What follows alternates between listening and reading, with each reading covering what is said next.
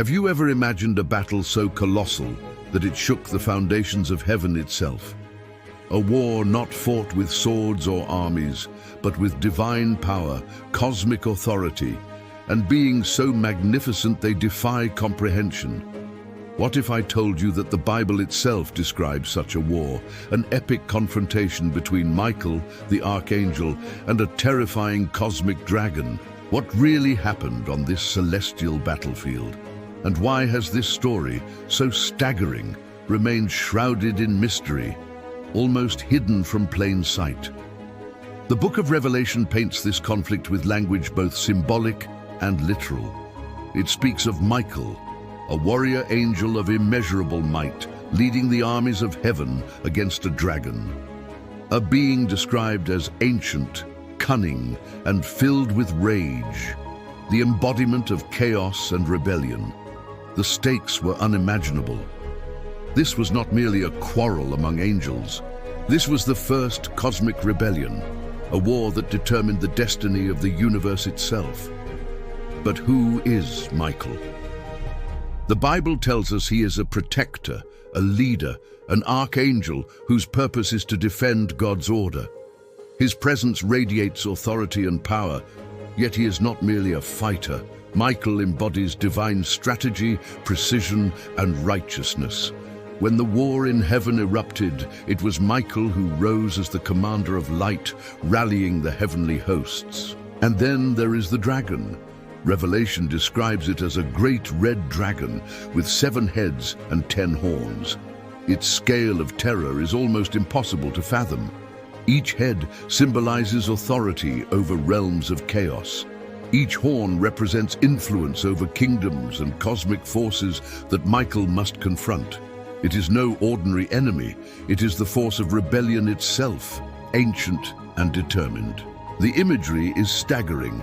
A celestial battlefield filled with angels radiating pure light and a dragon whose presence eclipses the stars. Heaven trembles. The very fabric of creation quivers under the force of this confrontation. Revelation tells us that a war broke out in heaven, and Michael and his angels fought against the dragon. The outcome was decisive, yet the details are layered with symbolism so dense that scholars have debated the true meaning for centuries. Why was this war fought? Why would a being created to serve God rise in rebellion? Ancient texts offer glimpses into the motives of this cosmic insurgent. Lucifer, the morning star, the brightest of all angels, is often identified with this dragon. His pride, ambition, and refusal to submit set the stage for conflict. The war in heaven, then, is not only a battle of might, but a confrontation of principles. Obedience versus rebellion, order versus chaos. Michael's army, described as countless, is not simply composed of ethereal spirits. Each angel is an agent of divine authority, carrying the weight of cosmic law and the fire of righteousness. As the battle unfolds, the clash between Michael and the dragon is more than physical. It is a clash of cosmic energy and divine will. Revelation offers a scene so dramatic it almost feels cinematic. The dragon, full of fury, is cast down from heaven along with his followers, the rebellious angels who sided with him. This expulsion is not just a defeat, it is a dramatic reshaping of the cosmos. The dragon is hurled to the earth, and with it, a shadow falls over humanity. This is the moment when chaos enters the material world, influencing kingdoms and setting the stage for every struggle in human history. But here is where the story becomes even more chilling. The dragon is not defeated permanently. Cast down to the earth, it continues to exert influence, seeking to deceive, corrupt, and destroy. Its wrath is now directed at humanity, at the creation that Michael fights to protect. And this is why understanding this war is critical. It is not ancient mythology. It is the blueprint for the ongoing spiritual conflict that surrounds every human life.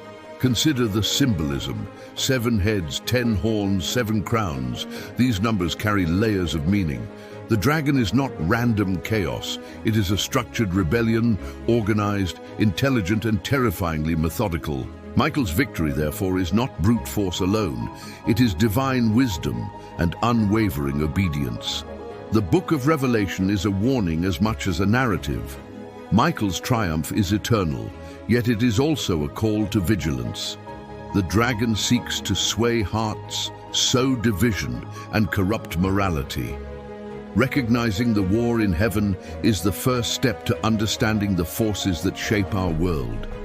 Visualize the scene, Michael standing firm, radiant with divine light, wielding authority that shakes the cosmos. The dragon coils, its 7 heads snapping, its red scales gleaming with malice. Angels with flaming swords and celestial banners encircle the battlefield. Each strike resonates across dimensions, and every victory reverberates through eternity. But there is a hidden truth here that many overlook. The war in heaven is ongoing. The dragon, now on earth, continues to wage its campaign. Michael and the heavenly hosts continue their vigilance. Humanity, caught in the midst of this invisible conflict, must navigate a reality shaped by forces beyond our perception. Why does this matter to us today? Because the war in heaven is a lens through which we can understand spiritual reality. Every temptation, every moral dilemma echoes the patterns first established in that celestial confrontation. The story of Michael versus the dragon is a narrative not just of angels, but of human destiny. And yet, even in the midst of terror, there is hope. Michael is the embodiment of protection, divine strategy, and unwavering commitment to the good. His victory assures us that order, light, and justice are ultimate realities.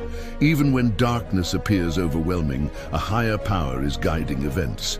Throughout history, this war has inspired countless interpretations, artistic depictions, and theological explorations. Mystics report visions of celestial conflict with such intensity that they question their own sanity.